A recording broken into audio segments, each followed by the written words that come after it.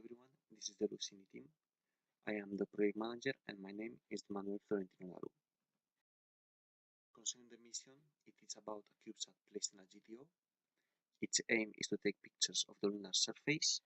We are going to use chemical propulsion and an S-band communications with ESA network. An ADCS set of sensors is used to retrieve telemetry. The energy is provided by solar arrays and stored in batteries. And we are going to develop a passive thermal control subsystem based on paintings and coatings. Concerning the management plan, I am in charge of delivering the project charter and the scope statement. This is included in the PDR, and here we are going to present only some highlights. For instance, it is very important to clearly state in the project charter the deadlines of some milestones such as the project plan, the documentation submission, etc. Concerning the stakeholders, it is very important to be aware of them. So, the Lusiny team and the agency are the most relevant and influencing ones. In the middle, we have some competitors, which are the other teams, and of course, they are negative stakeholders. The tasks are set through a work breakdown structure. Its detailed version is embedded within a Microsoft project, and a great milestone after this is the Gantt chart. Here in the Gantt chart, we can see different work packages and their activities, the allocated resources, and the timeline. Note that it is also shown the critical path, which is the red-orange color one. The critical path requires special time monitoring so that the end of the project is not delayed. A qualitative risk analysis is shown in the PDR, and it includes the identification of risks, the computation of the risk priority number, and the response strategy and actions for each one of them. Here, we would like to highlight some of the greatest negative risks. For instance, the unexpected university workload, the orbit itself, overestimating team capacity, and the ESATAN software availability. Hello everyone, I'm Pablo Alejandro Penilla. I'm going to present you all mission analysis and propulsion subsystem. At an early stage of the project, we have to decide between chemical and electrical propulsion because of the relevance in other subsystems. On the left side of the picture, you see a trade-off table in which topics are weighted according to the criticality from 1 to 10 and according to the relevance from 1 to 5. You perform the product between them and sum everything on a 1 with lower total is the winning option, being in this case chemical propulsion. As a figure of merit, you can see on the right an electrical propulsion trajectory with a reference thruster being the mission time excessive. It was found that an agile project management approach was necessary for other subsystems to start working, so assumptions were needed. From a subdued GTO-like orbit, 10 raised apogee maneuvers were required in order to cross the moon sphere of influence and perform the science mission using patched conics, including 20% margin. A total delta V shown in the picture was required. Then, using optimization algorithms, we computed the orbit after leaving the moon sphere of influence, so it's resonant with the moon orbit around the Earth. Thus, we could perform a second free delta V flyby. After leaving the sphere of influence for the second time, the commission of the satellite will occur, and the mission will end. We further extended the model to 3D to obtain specific dates and perturbations for the attitude dynamic and control system computations. In addition, an STK simulation was performed to compute the most appropriate ground stations. Further information can be found in the PDR. Now it's time for the propulsion system. Using the assumption that an impulsive maneuver is sufficiently valid if only thrusting the 5% of the period, a thruster of 1 Newton was more than enough.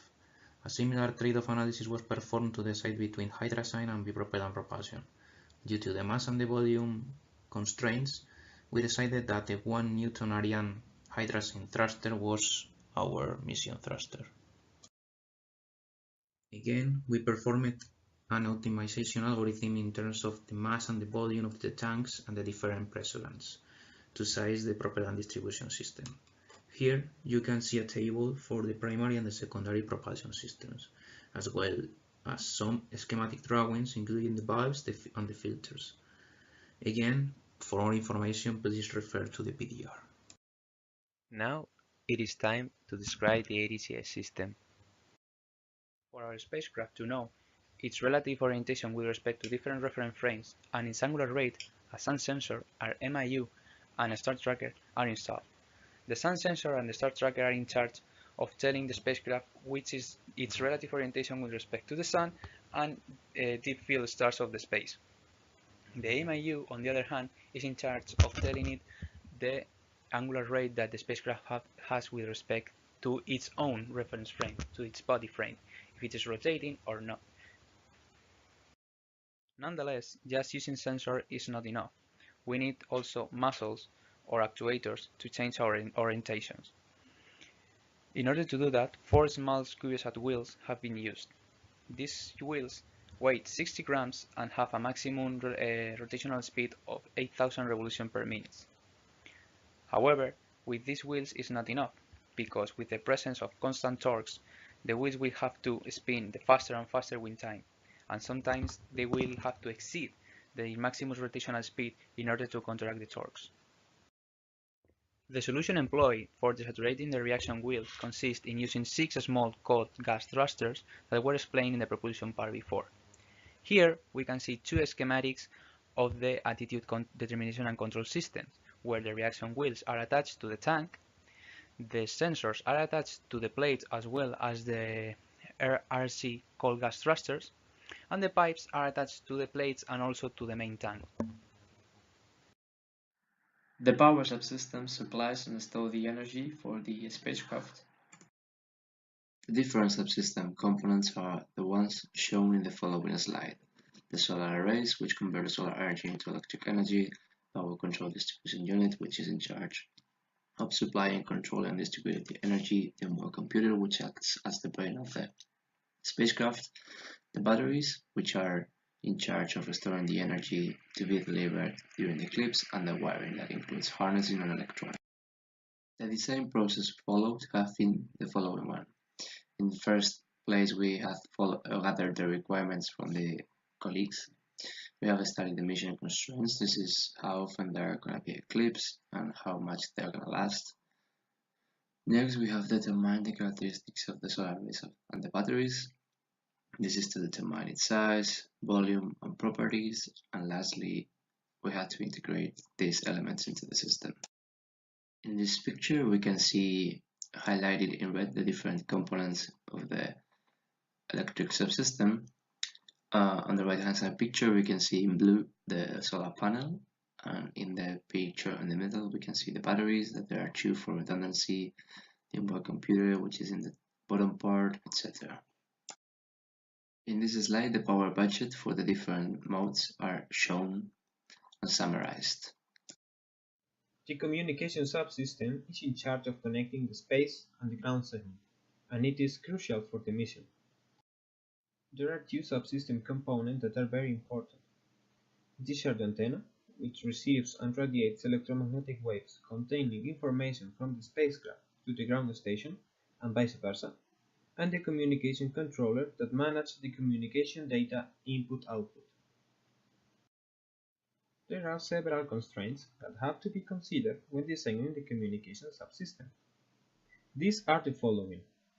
We only have to relay on the ESA ground station network. The communication subsystem must allow to load 10 MB of data per flyby. The pictures are downloaded at the bus of the perigee, and finally, telemetry, tracking, and command data have to be transmitted even from the Moon.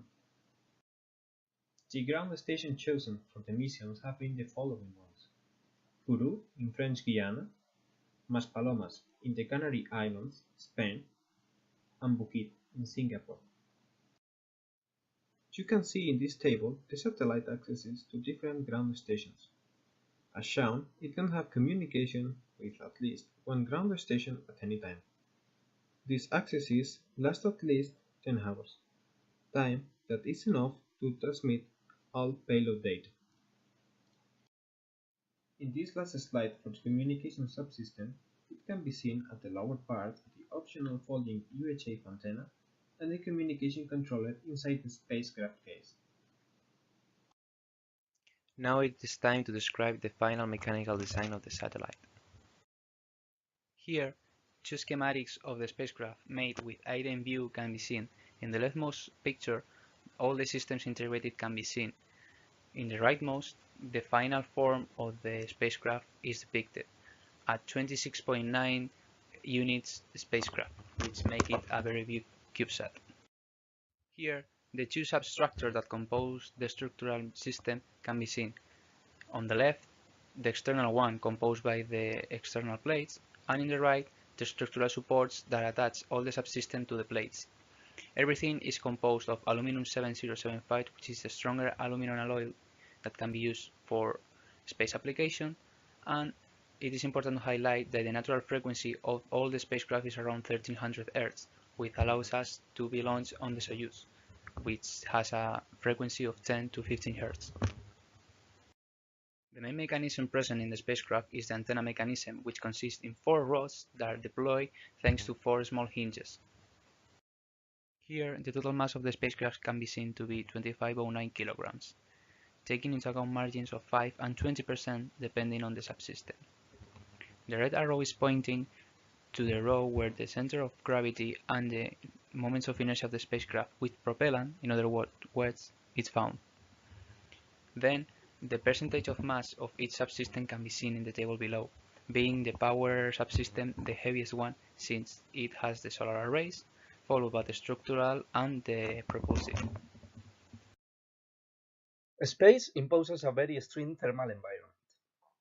The main source of heat is radiation from the sun, so parts exposed to direct sunlight will reach high temperatures, while in eclipse or surfaces that are hidden from sunlight, the temperature will decrease well below zero. To control these extreme temperatures, two options exist: active thermal control or passive thermal control. The main difference between them is that active thermal control requires power to transmit heat from hotter parts to colder ones. So from the engineering point of view, it is wiser to try to use only passive thermal control and therefore reduce the loadings on other subsystems of the spacecraft. The thermal model will be simulated using Saturn software. The 3 passive controls that will be taken will be the following. Between touching components, the appropriate conductive interface will be selected.